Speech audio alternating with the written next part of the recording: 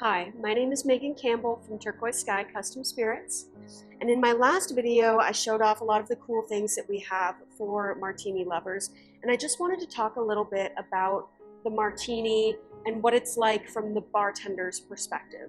So to start off, there's a quick history of the martini. It's one of the classic cocktails, and that's not just like, oh, that's the section it goes in your cocktail book, but it truly is one of the original cocktails, and that contributes a lot to the style of the drink, which is to say it's a big old glass of liquor. So the original martini recipe is gin, and it might even be a Genever, which is a sweetened style of gin. It's a very older Dutch sweetened style. So it's Genever and vermouth and bitters, which is not a lot of ingredients, and all of them are alcoholic.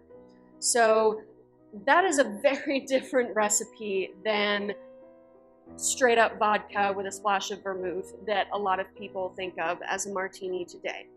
And it kind of shows in when you order a martini at a bar. So the original martini glass was not this big. This guy is probably going to be the closest in size. But if you ever go thrift shopping or you get a really nice original martini set, an older martini set, you'll notice that the glasses are super tiny, like a 5-ounce glass maybe, whereas this is a 10-ounce glass.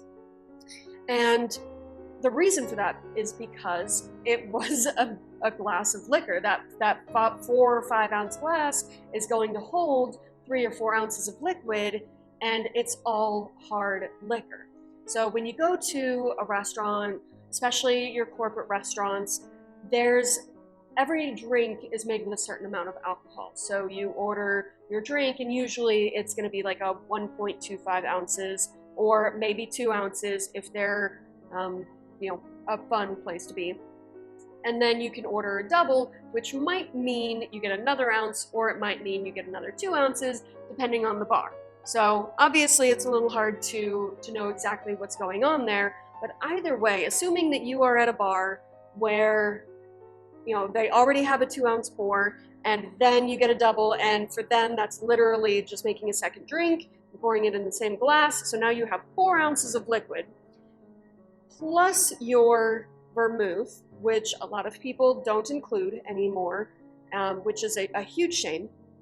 So then you're looking at maybe 5 ounces of liquid. And in a glass like this, 5 ounces of liquid is not going to look very impressive.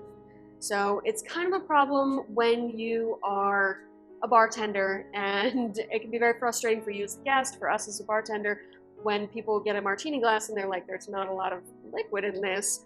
Well, if you're getting a regular martini, you don't want any vermouth, you're pretty much asking for 2 ounces of liquid, and that's all I can give you.